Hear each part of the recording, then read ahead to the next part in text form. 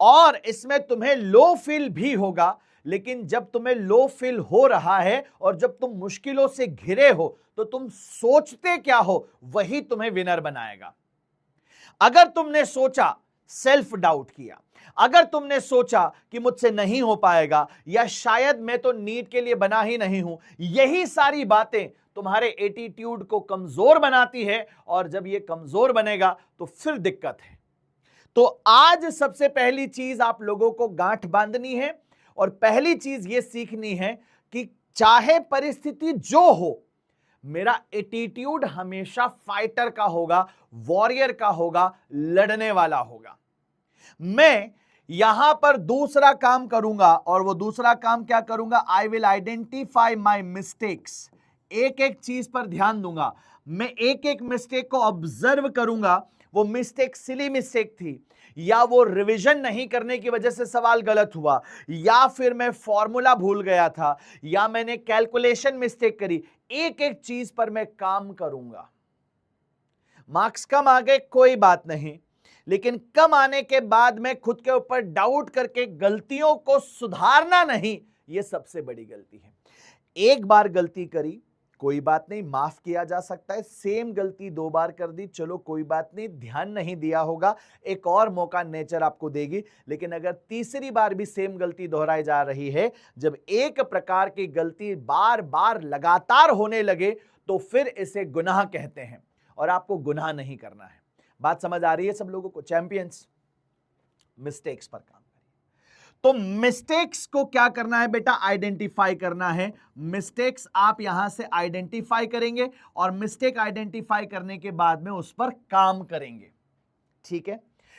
तीसरा बहुत इंपॉर्टेंट चीज जो मेजॉरिटी स्टूडेंट्स नहीं करते हैं वो सुनिए। पेपर में थे यहां पर मान लीजिए 1 या 45 क्वेश्चन। ठीक है, पेपर में कितने थे बेटा? 45 क्वेश्चन, सब्जेक्ट वाइज बता रहा हूं, लेट से फिजिक्स में। ठीक है, कितने सवाल थे? 45 सवाल। टोटल 180 सवाल होते हैं। 45 में से किसी बच्चे ने 32 सवाल जो है सही किए, और कितने सवाल यहां पर गड़बड़ हो गए? तो 13 सवाल यहां पर या तो छोड़े हैं या गलत किए, या तो छोड़े या फिर क्या हो गया बेटा? गलत किया। अब तुम्हारा एटीट्यूड इन 13 सवालों पर क्या होना चाहिए? एक तो ये कि सर गलती ढूंढ लें, आपने बोला ठीक बात है। एक एटीट्यूड ये हो सकता है कि यार रोने बैठ जाओ कि पता नहीं क्यों हो ही नहीं रही चीजें।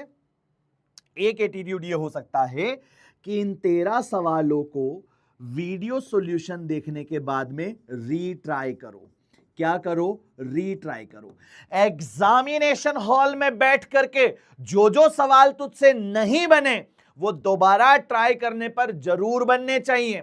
अगर सेम सवाल कभी भी, या सेम कॉन्सेप्ट का सेम तरीके का सवाल कभी भी रिपीट हो, तब तेरा आंसर गलत नहीं होना चाहिए। अगर तू हर मॉक टेस्ट में अपने आप को इस तरह से बिल्ड करेगा तो धीरे धीरे धीरे धीरे तो ये नीट की जंग जीत जाएगा मेरे दोस्त। ये सफर है, इसमें ऐसे ही चलना पड़ेगा। हमेशा याद रखना कि अगर इस तरह से लाइन हो जाती है ना बेटा, फ्लैट लाइन, जिसमें कोई स्कोप नहीं है, कोई उतार चढ़ाव नहीं है। पता है अगर ईसीजी में अगर इस तरह की लाइन आ जाए तो क्या होता है? अगर ईसीजी में इस तरह की लाइन आ जाए तो क्या होता है? ईसीजी में अगर इस तरह की लाइन आ जाए तो इसका मतलब हो जाता है बात खत्म, बस अब कुछ नहीं बचा। ओके, तो इसलिए अगर लाइन ऐसे चलती रहेगी, इस तरह से चलती रहेगी, इसका मतलब यह है कि ये जिंदगी में उतार चढ़ाव आपको जिंदा रखते हैं। ये उतार चढ़ाव बहुत जरूरी है। ये उतार चढ़ाव बताते हैं जिंदगी चल रही है।